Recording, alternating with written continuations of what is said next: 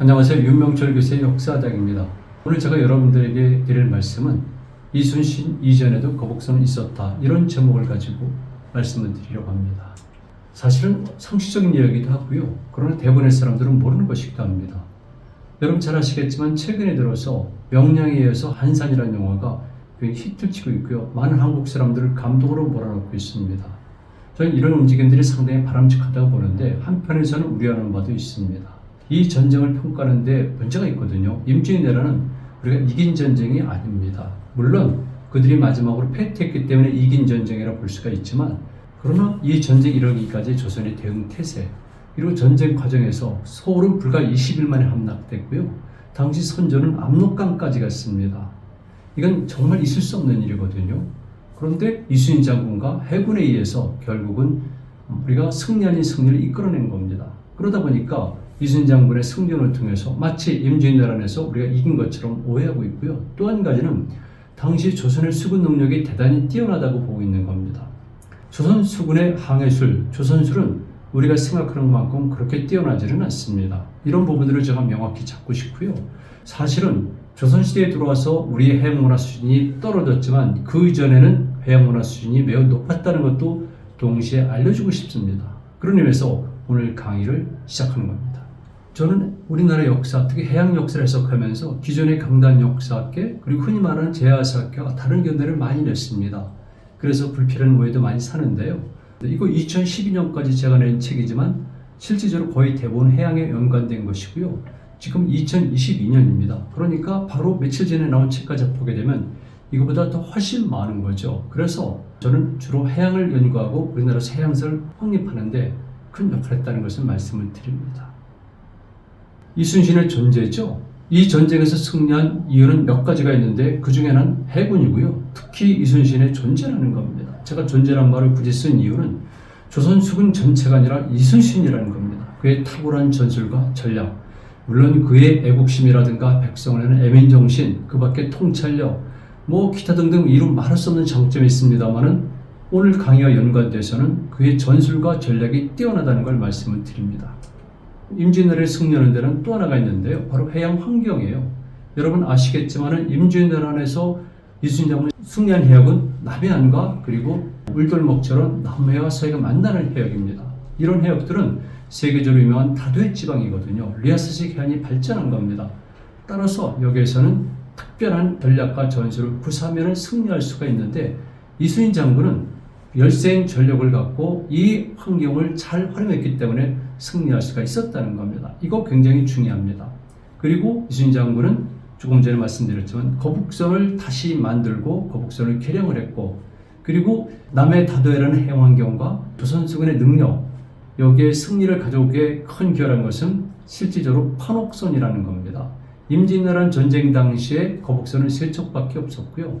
주력 전선은 판옥선이었습니다. 판옥선은 사실은 내륙 연안 방어이기 때문에 그 자체로는 뛰어날지 모르겠지만 실질적으로 우리가 통상들에게는 조선술이 뛰어났다고 볼 수는 없습니다. 또 한 가지는 포를 사용했는데 이미 고려 말부터 우리 수군은 포를 최단으로 활용하는 전략과 전술을 활용을 했고요. 이순신 장군이 거북선, 판옥선, 그리고 남해안 다도해라는 해양 환경을 최단으로 활용해서 바로 포를 이용했다는 겁니다. 이런 것들이 임진왜란에서 해군의 승리를 가졌고, 이 승리로 말미암아서 임진왜란은 승리 아닌 승리를 거둘 수가 있었던 것입니다. 사진 한 장 보여드리는데요.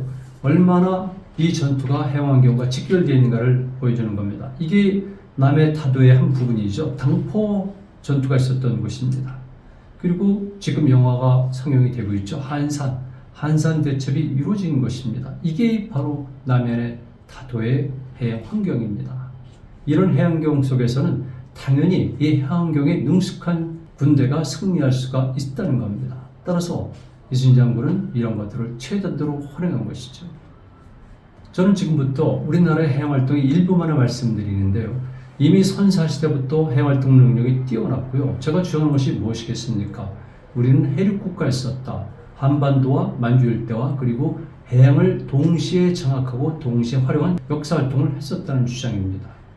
그래서 선사시대, 원조선시대, 그리고 뒤를 이어서 고구려, 백제, 신라, 가해가 있는 이 시대, 뒤를 이어서 남북국 시대, 엄청나게 해양 활동이 활발했었죠. 고려도 조선과는 전혀 궤가 다른 행적을 보였습니다. 고려는 말 그대로 무역국가였었고 왕건은 우리나라 최초의 수군대장, 해군대장으로서 또는 해양 세력으로서 나라를 세운 유일한 사람이거든요. 그만큼 고려는 해양 활동에 큰 비중을 두었습니다. 그래서 거북선과 연관돼서 고려에서 몇 가지 조선시를 말씀을 드리는 겁니다.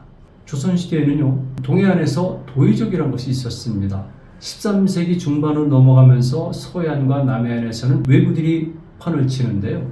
그 이전에 11세기에 들어오면서부터는 동해안에서 여진 계통의 도의들이 활동을 하게 되는 겁니다. 이들을 도의적이라고 그래요. 그래서 강원도의 안변일대를 거쳐가지고 1011년에는 무려 100여 척의 해적선들이 경주까지 침범을 하게 되는 겁니다. 경상도 해안을 계속 침범하게 되고 그리고 울릉도를 공격하고 그래서 울릉도가 공도정책을 취하게 되고 울릉도가 마지막으로 독립성을 상실하고 고려에 완벽하게 복속되는 계기가 마련된 것도 이런 도의적의 활동 때문에 그렇죠. 도의적이 얼마나 극성스러웠냐면요. 비단 경상도 해안뿐만이 아니라 일본 본토까지 공격을 한 겁니다.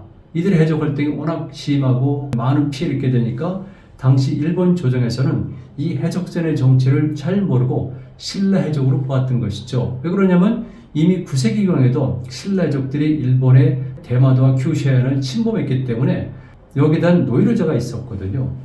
그래서 고려 정부에서는 이 도의적들을 격파하고 그 해적의 정체가 고려가 아니라 여진이라는 것을 알려주게 돼서 양국의 우호관계가 다시 복원된 경우도 있습니다. 이때 주목할 만한 사실은 고려가 특별하게 군대를 편성했고요. 특별하게 해군 진지들을 구축했는데 그 중에 하나는 바로 과선이라는 배가 등장한다는 겁니다. 여러분 보세요. 창과자, 배선자. 그러니까 배에는 창을 꽂아놓은 거예요. 감이 오시죠?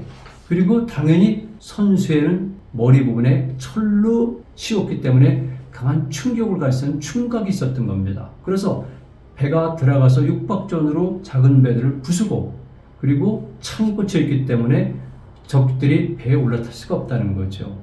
이 배는 기록을 보면 나옵니다. 약 70여 명 정도 승선할 수가 있고요. 적조 용량이 1000석이 달한다고 합니다. 그리고 1번째 기록을 보니까 다락이 있는데 좌우에 4개가 있었다. 이렇게 큰 배가 검선이라는 겁니다. 이런 배를 활용하면서 고려 수군들은 당시 도의적을 격파했던 것이죠. 이 과선은 후에 검선, 즉 창검자가 들어가는 검선이라는 이름으로 등장해서요. 조선 초까지도 이름이 등장을 합니다. 그렇다면 과선, 검선, 후선, 그리고 나중에 거북선으로 변하게 되는 것이죠. 기본적으로 거북선의 원형은 고려 11세기 초 이미 과선이라는 이름은 있었다. 이것을 말씀을 드리는 겁니다. 그리고 고려 해군이 빛난 것은 여러 차례가 있습니다만은 특히 여몽연합군이 편성됐을 때 고려 해군 능력이 빛을 발했었죠. 당시 원나라가 일본 열도를 원정하는 것에는 여러 가지 이유가 있습니다. 그 이유에 관해서는 그냥 넘어갑니다. 중요한 것은 이 전쟁으로 말미암아서 고려의 해군력이 거의 소진됐다는 것은 말씀드리겠습니다. 여몽연합군이 편성됐을 때 원나라의 강요에서 고려는 전선을 만들었는데 불과 4개월 반 만에 900여 척에 달하는 배를 건조한 것이죠. 얼마나 조선 능력이 뛰어났는가를 알 수가 있습니다. 그래서 1차 공격을 했고 승리를 끝냈고 2차 공격에 들어갔는데 이것이 바로 유명한 가미까제 즉 신풍에 의해서 여몽연합군이 대패하는 결과를 나온 겁니다. 이때 고려배들은 사실은 많이 파손이 안 돼서요. 그 이후의 기록을 보면 고려배들은 워낙 단단했기 때문에 그 피해가 적었다는 기록들이 나오고 있다는 겁니다. 어쨌든 중요한 것은 결국 1, 2차 여몽연합군의 일본 열도 공략을 통해서 고려의 조선 능력, 해군 능력이 빛을 발했지만은 결과적으로 조선 능력 또는 해군 능력을 상실했다는 것은 어쩔 수가 없습니다. 그때 얼마나 이 배들이 뛰어나는 것을 알려주는 기록들이 있는데요. 소옥이라든가 등등 또는 일본의 종군 화가들이 그린 기름이 있습니다. 거기 보게 되면은 엄청난 전투 능력을 갖추고 있는 것을 확인할 수가 있어요. 장거리용 단궁이 있었고요. 철포를 설치했고 입화석타라는 말이 있었는데 이거는 일종의 불화살 또는 불포니까 일부 사람들은 오늘날의 네이팜탄과 비슷한 것이 아닌가 이렇게 주장할 정도로 당시 고려의 전사들은 매우 뛰어난 전투 능력을 갖추고 있었습니다. 이거는 제가 일본의 규슈 해안에 가서 찍은 사진인데요. 많은 사람들이 오해하고 있습니다만은 영옥연합군에서 1차 공격군은 일부 승리를 거뒀었고요. 2차 공격 때도 고려군들은 사실은 내륙 20km까지 전진했다가 왜 그런지 모르겠지만 다시 만 안으로 후퇴했던 겁니다. 그러니까 우리는 영옥연합군이 대마도는 물론이거니와 이끼섬도 점령하고 규슈 북부 해안까지도 일부 점령했다는 사실을 꼭 기억하셔야 돼요. 그리고 그때 일본인들이 방울에서 쌓은 성의 흔적이 지금도 이렇게 남아 있습니다. 당시 고려 선박들을 보여주는 그림인데요. 이렇게 되어 있습니다. 치열한 전투가 벌어지고 있죠. 그 다음에 보니까 물레가 2개씩 설치되어 있어가지고 자유자재로 도시를 움직인다든가 아니면 다들 신속하게 낼 수가 있게 되어 있습니다. 이것은 역시 그림인데요. 이렇게 전투가 치열하게 벌어졌습니다. 그리고 한참 세월이 지난 다음에 고려 말에 갔을 때 고려 수군은 기술적으로 비약하는 계기를 맞이한 겁니다. 아시겠지만 13세기 중반 이후에 왜구들이 한반도의 여러 곳곳을 급습을 하고 약탈을 했습니다. 이들은 비단 해안가뿐만 아니라 섬 지역은 물론이고 심지어는 내륙 안에까지 깊숙이 들어왔고요. 어떤 경우에는 당시 수도인 개경 근처까지 들어왔다는 겁니다. 한강하구라든가 김포라든가 강화라든가 이런 지역이 공격을 받을 정도로 당시 왜구에는 엄청난 힘을 발휘하면서 고려를 괴롭혔었는데요. 이때 1380년에 가서 고려는 독특한 전선과 무기를 갖춰서 결국 승리를 이끌어내고 왜구들을 격퇴하게 되는 겁니다. 여러분들이 잘 아시는 바로 최무선이라는 인물의 등장이고요. 그는 원나라로부터 디밀리에 화약을 만드는 방법을 습득하고 그것을 가지고 다시 화통도감을 설치하고 거기서 많은 총포리들을 개발하고 그리고 다양한 종류의 포탄을 만들었다는 겁니다. 그리고 그것을 통해서 화통 방사군이라는 편성한 다음에 전투에 적극적으로 활용했거든요. 그래서 그 유명한 진포 전투가 있는데요. 거기에서는 약 100여 척의 배 병력 3천을 가지고 외선 500여 척과 전투를 해서 전소시켜버렸다는 겁니다. 이게 엄청난 승리를 가져온 진포 대첩이고요.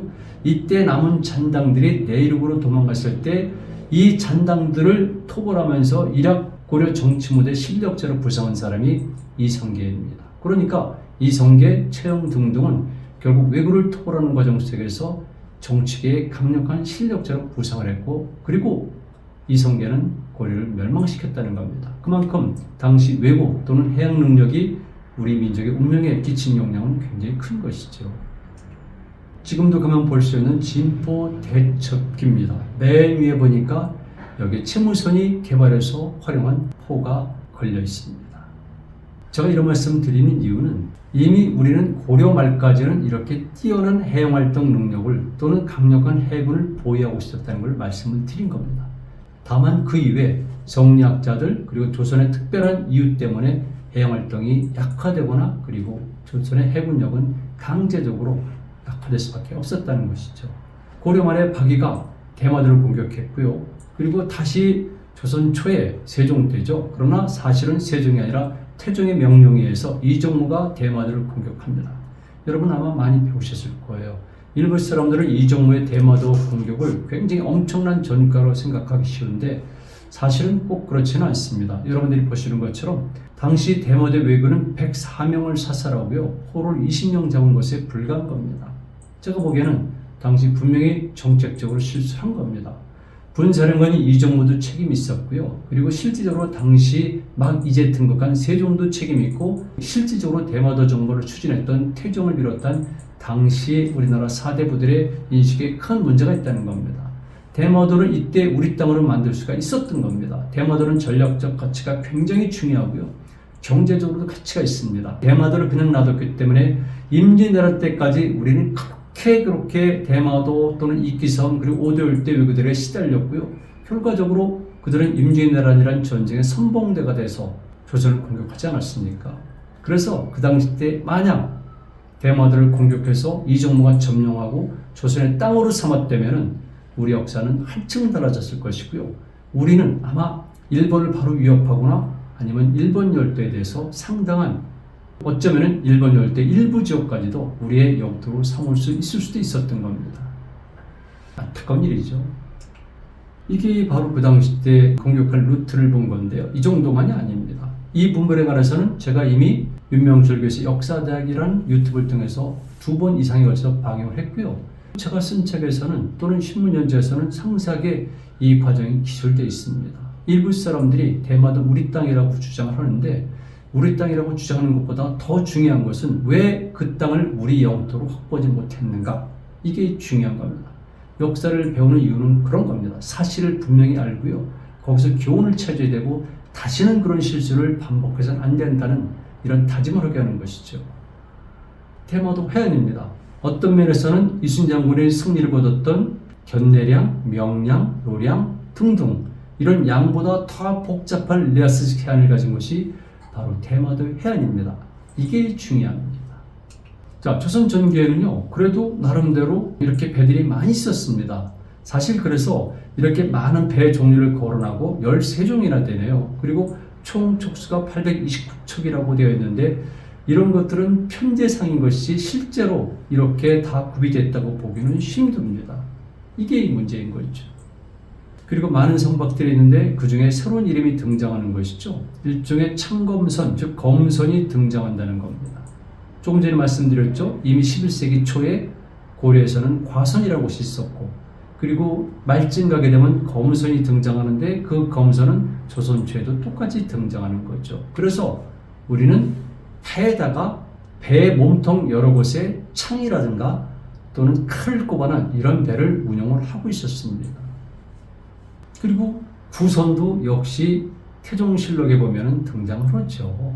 사실은 태종실록도 그렇고요. 세종 때도 이 조선의 선박 그리고 군선을 개량하기 위해서 고심을 하는 적이 많이 나타납니다.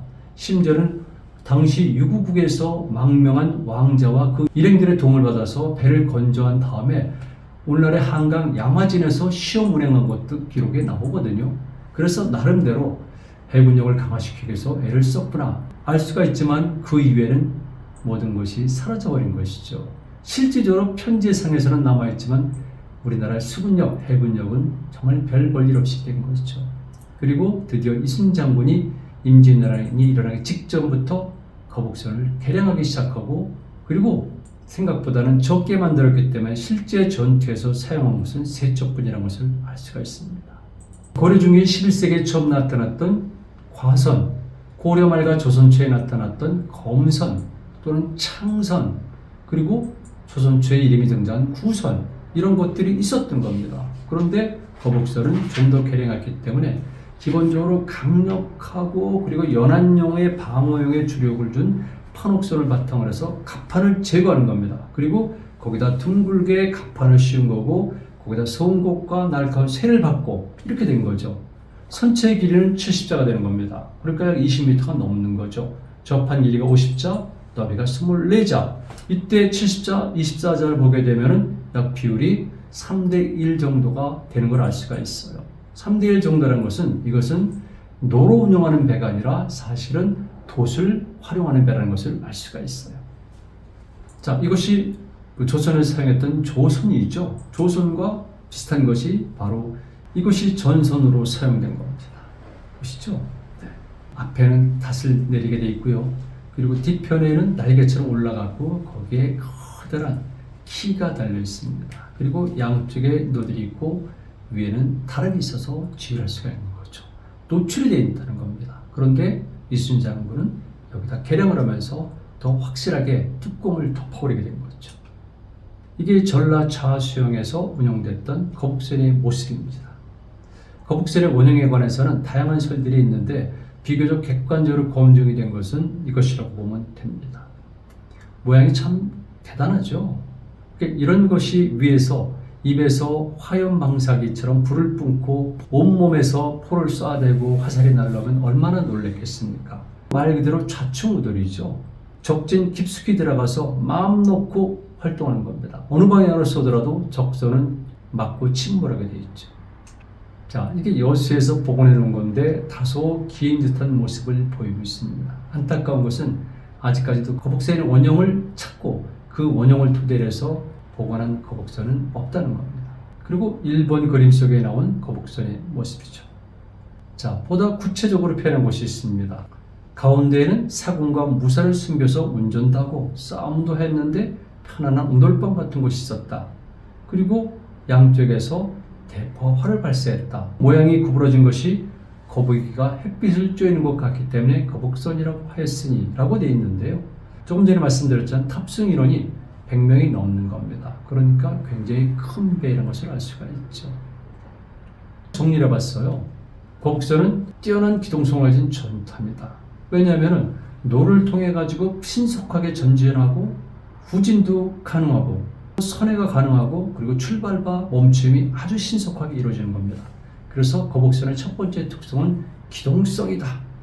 두 번째는 선체가 강이다는 것이죠. 어느 방향으로서도 적이 올라탈 수가 없어요. 포를 쏴도 마찬가지고요. 그리고 포부를 알 수가 없는 겁니다. 사고를 알 수가 없는 것이죠. 그래서 강인한 선체, 그 다음에 세 번째는 여기에 걸맞게 막강한 화력을 보였는데요. 만약에 거북선이 활용될 때 포가 없었다면 거북선의 효과는 반감이 됐을 거예요. 그런데 천자총통, 지자총통 등등을 비롯해서 이렇게 다양한 종류의 포를 구사하고 그 포를 숨겨두고 보이지 않는 곳에서 쏴대니까 이거는 당할 재간이 없는 것이죠. 여러분이 보시는 것처럼 이렇게 막강한 화포를 가지고 있다는 겁니다.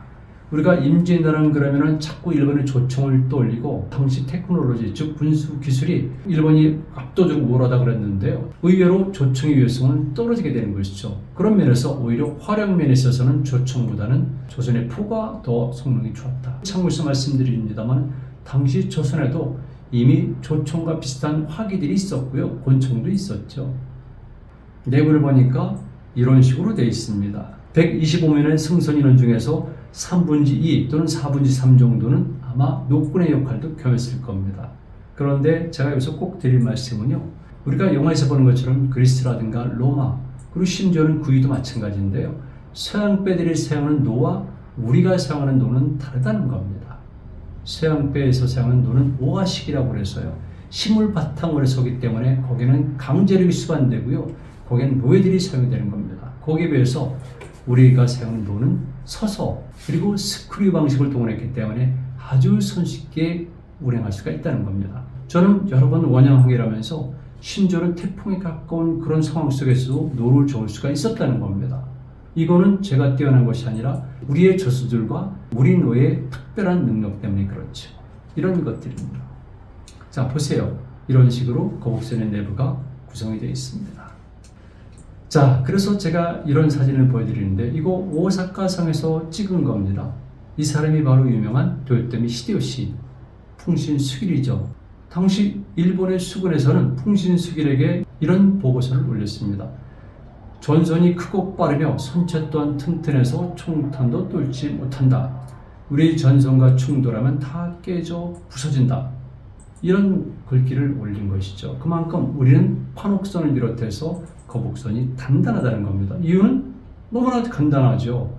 우리 조선의 배들은 전부 다 침엽수로 만든 것이고요. 상대적으로 일본의 배들은 부력이 좋지만은 삼나무 계통으로 만들었다는 겁니다. 그래서 여기에 큰 차이가 있고요. 이런 차이점을 잘 활용한 사람이 바로 이순신 장군이라는 겁니다. 오늘 강의 초반에 말씀드렸지만 이런 오해가 있는 겁니다. 조선은 해양력이 강했다. 조선의 조선술과 항해술은 강했고 일본을 능가했다. 이거는 사실이 아닙니다. 우리 배들은 주로 연안형 선박이고요. 그리고 방어형 선박이라는 거죠. 그런데 오히려 원양형이라든가 공격용으로서는 일본이 더 뛰어나다는 겁니다. 일본의 선박들이 얼마나 우수한가 이거 알아야 됩니다. 지피지기는 백전백승이라고 그랬지 않습니까? 우리가 비아의 실체를 정확히 알지 않으면 또다시 질 수밖에 없어요. 당시 일본이 얼마나 해양활동의 능력이 뛰어났는가. 외구를 보세요. 우리나라 전 해안을 휩쓸었을 뿐만 아니라 심지어는 요동반도 그리고 중국의 곳곳의 해안을 약탈 침략했고요. 특히 척계강 같은 사람이 등장한 이유가 뭐겠습니까? 일본 왜구들이 오늘날의 절강성 지역을 아주 휩쓸고 돌아다녔기 때문에 그런 것이죠. 그리고 심지어는 동남아시아까지 진출해서 오늘날의 베트남이라든가 필리핀이라든가 이런 지역에서는 일본인들의 집단 거주지 그리고 상관들이 있었고 그런 유적들이 지금도 발굴되고 있는 겁니다. 그리고 이들은 이미 그 당시 서양의 조선소를 받아들여서 활용을 해요. 임진왜란 전부터 그랬고 특히 임진왜란이 끝난 다음에는 서양의 조선소를 구체적으로 받아들여서 배 형태가 달라지고 있다는 겁니다. 그때 전쟁에서 승리 아닌 승리를 거두는 조선은 어떤 식의 행동을 했습니까? 이게 일본의 당시 동원됐던 안택선 패해요. 그리고 바로 이것이 임진왜란 이후에 일본이 전형적인 동양식 도세다, 그리고 서양식 도세 형태를 합친 겁니다. 즉 블라인드식을 기본으로 하고 거기 커튼형을 붙이게 된 거죠. 그래서 이들은 어마어마하게 많은 물동량을 싣고 먼 바다까지 나가는 항해가 가능했던 겁니다.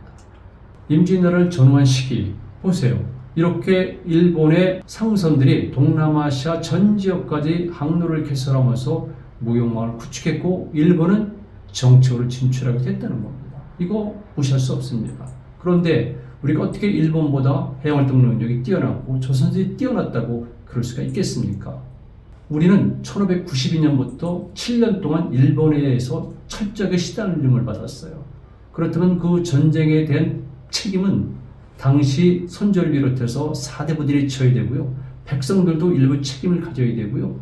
그리고 그 이후에 철저히 반성해서 우리는 국력을 강화시킨다든가 아니면 국방력을 강화시키고 특히 해군력을 강화시켰어야 되는데 여러분 아시잖아요.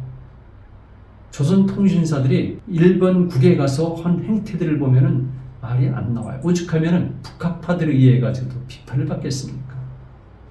제가 이 사진을 보여드려요.